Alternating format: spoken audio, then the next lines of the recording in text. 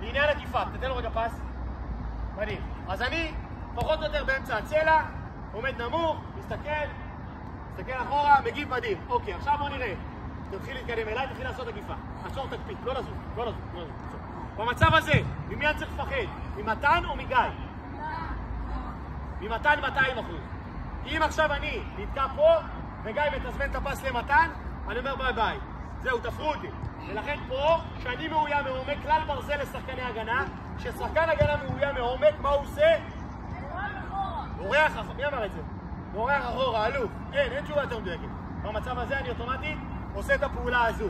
מגיב למתן. אבל עכשיו גיא זז לפה, נכון? זוז. אז אני עוד פעם מסתובב. אוקיי? אז ככה נוצר המהלך. בוא נעשה את זה מהר. משחק אמיתי, יאללה, יש? תן לו, יש, תן לו פס עקיפה. טק, תן לו עומד, ברחתי מהר, חזרתי לפה. אוקיי?